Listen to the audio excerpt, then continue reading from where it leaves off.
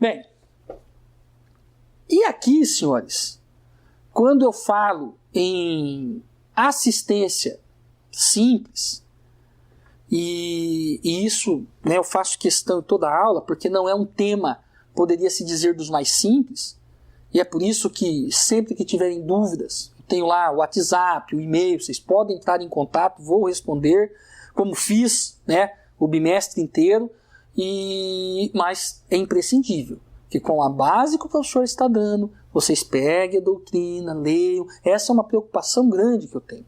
Porque se tivéssemos aqui presencialmente, vocês estariam tirando dúvidas já presencialmente. Então, aqui o nosso canal tem que ficar bem, né, didático. Então, tendo dúvida, entre em contato com o professor. É claro que eu aconselho primeiro, dá uma olhada na doutrina, dá uma olhada nos artigos. Isso ajuda bastante. Mas vamos lá. Os exemplos clássicos, né, de assistência simples são dois. O primeiro deles eu já falei, que é o da sublocação. Então, o dono do imóvel loca um imóvel para o réu não paga, então pode vir a sofrer um despejo, está sofrendo uma ação de despejo, e só que esse réu tinha sublocado o imóvel, lá uma parte desse imóvel ele sublocou. Então esse terceiro não tem relação jurídica, ele não teria como ser parte nesse processo. Então nesse caso aqui, esse terceiro pode ingressar como assistente aqui no processo do réu, que é o sublocatário, e poder praticar certos atos, sempre, claro, de forma limitada, porque é uma assistência simples. Na verdade, esse terceiro está em um processo alheio. Ele não tem legitimidade para ser parte. Então, esse é um exemplo mais claro, mais clássico. E tem um segundo, que está ligado à ideia, às vezes, até de direito regressivo, que é o seguinte. Vamos imaginar um exemplo. Vamos supor que uma empresa particular, tá? Ela ingressa com uma ação contra a União, alegando que um agente fiscal da União interrompeu as atividades daquela empresa por 30 dias. E essa empresa teve diversos prejuízos. E que essa interrupção ela foi arbitrária. Então, vamos supor uma pessoa jurídica, né, uma pessoa jurídica, privada, uma empresa lá, empresa X empreendimentos. Chegou lá um agente fiscal federal e lacrou a porta da empresa e a empresa traz documentos que essa atitude foi ilegal. Então, quem que ela vai processar? Ela não vai atrás do agente, ela vai atrás da União. Então, ela processa a União. Se a União vier a perder esse processo, o que a União vai fazer? Ela vai em cima do agente fiscal, do funcionário. Então, esse agente fiscal, receoso que, caso a União venha a perder, ele tenha que, claro, arcar com a responsabilidade dele, ele também pode ingressar como assistente simples. Então, veja, a empresa jurídica privada, que teve lá o seu estabelecimento fechado, segundo ela, arbitrariamente por um agente fiscal, processa a União Federal e o agente fiscal, que pode vir a ser alcançado por uma regressiva depois da União, ele ingressa como terceiro simples.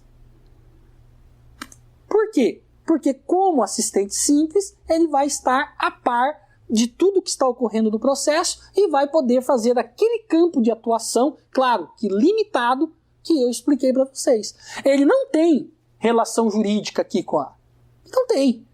Ele só estava desempenhando o papel dele. A empresa não tem como processar o agente. A empresa vai processar quem? A União. Agora, ele, como interessado, um terceiro que possa vir a ter um efeito reflexo, ele também ingressa. Então, esses são os dois maiores exemplos, né, que a gente vê de assistência simples.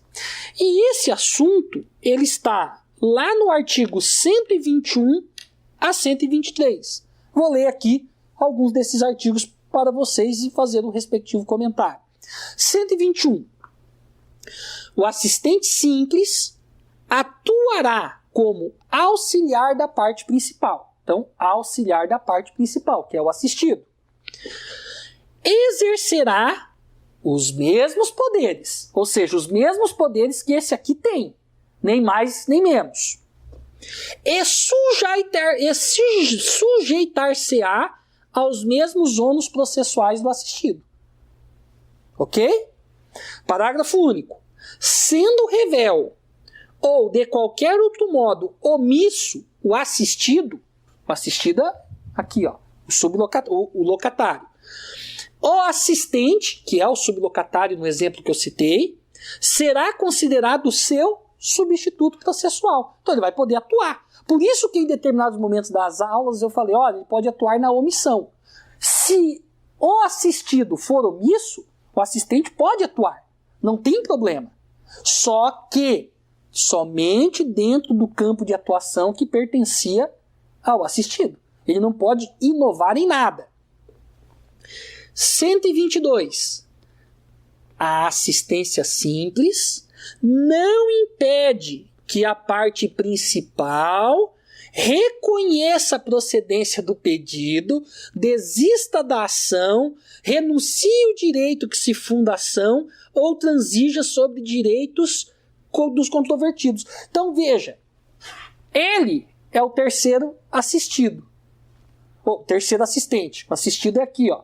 Se houver a desistência da ação, se houver a renúncia ao direito que se funda a ação, o assistente não vai poder fazer nada. O processo acabou e aí, se ele tiver alguma discussão, ele terá que demandar em ação própria, tá? Então, ele é um processo alheio, não pertence a ele. Então, o artigo 122 deixa isso bem evidente. A assistência simples não impede que a parte principal reconheça a procedência, desiste, renuncie o direito. Então, quem manda no processo, na verdade, são esses aqui, ó, os legitimados. O terceiro, ele vai poder atuar apenas dentro dos limites que correspondem a ele. Então, aqui, a gente finaliza essa ideia de assistente simples, tá? Não é das matérias, assim, poderia-se dizer, mais fáceis, também não é das mais complexas, mas exige que os senhores, de fato, busquem, né, o devido aí, auxílio pelas obras, pelas pesquisas e também tirando as respectivas dúvidas com o professor. Era o que eu tinha para hoje e até a próxima gravação.